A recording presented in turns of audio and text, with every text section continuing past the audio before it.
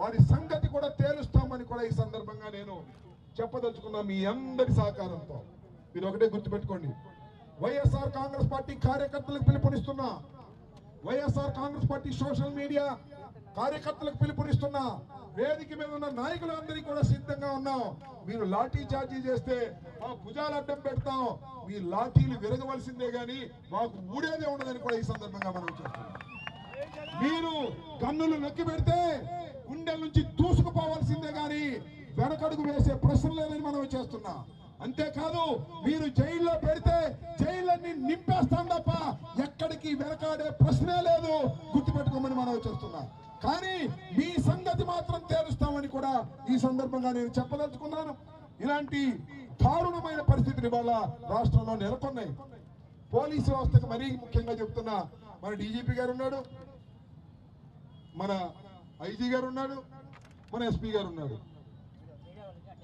ఏం ధర్మం అండి ఇది? నా ఇంటి మీద పడి కొడతా ఉంటే, పెట్రోల్ బాంబులు వేస్తా ఉంటే మాజీ హోంమంత్రి గారు వెళ్ళి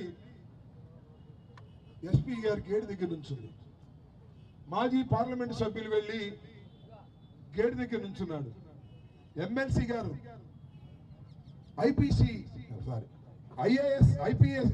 ఐపీఎస్ అధికారి ఎస్పీ ర్యాంక్ రిటైర్డ్ ఆయన వెళ్ళి గడప దగ్గర నుంచున్నాడు. ఇంకా ఎవరెవరు వెళ్ళారో నాకు గుర్తులేదు. శివ వెళ్ళాడు, మాజీ ఎమ్మెల్యే శివ వెళ్ళాడు, పెద్ద ఆయన వేమారెడ్డి గారు వెళ్ళారు. వెళ్ళి డోర్ కొడితే డైమండ్ డోర్ కొడితే తెలియదే, మా ఇంటి మీద విధ్వంసం జరుగుతుంది, ఇక డోర్ తెలియదు. ఎస్పీ గారు డోర్ తెరవడం, ఎస్పీ గారు డోర్ తెరవాలి అంటే లోకేష్ ఫోన్ రావాలి.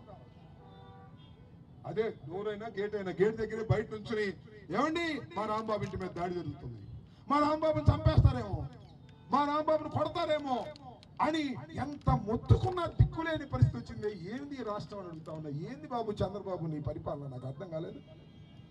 నేను ఒకటి గుర్తు చేస్తా, ఇదే పరిస్థితి విజయవాడలో వచ్చింది. ఒకసారి వంశీ ఇంటి మీద వెంకట్రావు అనే ఎమ్మెల్యే గెలిచిన ఆయన దాడి చేయడానికి ప్రయత్నం చేశాడు.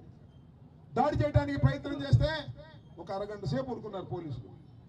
వెంబటే ఎస్పీ వచ్చి మొత్తం లాఠీ చార్జ్ చేసి అందరిని పంపించి పారేశాడు.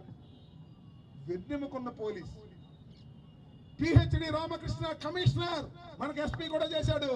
వెన్నెముకున్న పోలీస్ ఆఫీసర్, మీకు వెన్నెముకలే లేవేమయ్యా బాబు, మీ దుంపదగా కాకి బట్టలు వేసుకున్నారు. కానీ వాడు చెప్పా, నా ఇంటి మీద దాడి జరుగుతున్నప్పుడు నాకు 2-3 వెన్నెముక ఉన్నటువంటి ఆఫీసర్లు కనపడ్డారు. అబ్బా ఏంట్రా ఏంటో రాళ్ళు వేస్తున్నారు, అసలు ఆర్డర్ ఇవ్వను ఎస్పీ గారు, ఆర్డర్ ఇస్తేనా కొట్టి మారేదంటే ఆర్డర్ ఇవ్వడం ఎస్పీ అంటే ఎస్పీ ఆర్డర్ ఇవ్వడం, పని అంతా అయిపోయి వాళ్ళ కలిపి వచ్చిన తర్వాత పంపించేశాడు. కానీ పోలీసుల్లో కూడా నేను మనవి చేస్తున్నా, చాలా సిన్సియర్ ఆఫీసర్ ఉన్నారు. ఎప్పుడంటే కాకి బట్ట వేసుకొని లాఠీ పట్టుకొని తుపాకీ పెట్టుకున్న తర్వాత అన్యాయం అక్రమం జరుగుతుంటే తిరగబడాలి, వాళ్ళని అణచాలి అనేటువంటి ధోరణితో పనిచేసేటటువంటి ఆఫీసర్లు ఉన్నారు. కానీ వాళ్ళకి ఆర్డర్స్ లేవు, వాళ్ళు నాన్ ఫోకల్ పోస్ట్ లో ఉన్నారు. ఇంత దౌర్భాగ్యమైన పరిస్థితి, లా అండ్ ఆర్డర్ పరిస్థితి ఆంధ్ర రాష్ట్రంలో ఉన్నది. దీన్ని గుర్తుపెట్టుకోమని మనవి చేస్తున్నా. మీ అందరికీ మనవి చేసేది ఒక్కటే, భయపడవలసిన అవసరం లేదు.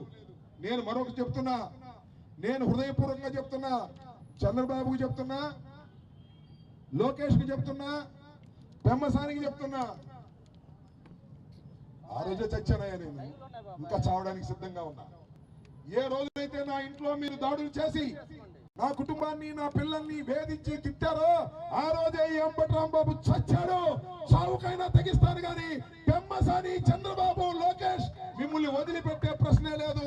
చట్ట ప్రకారంగా మీ మీద యాక్షన్ తీసుకునేంత వరకు నేను పోరాడుతూనే ఉంటా. పోరాటం ఎప్పుడు సాఫల్యం అవుతుందో తర్వాత విషయం. అటు న్యాయ పోరాటం, ఇటు ప్రజా పోరాటం రెండు కొనసాగిస్తూనే ఉంటాను. అనుకుంటారేమో చెప్తున్నా, ఎస్పీ గారికి చెప్తున్నా,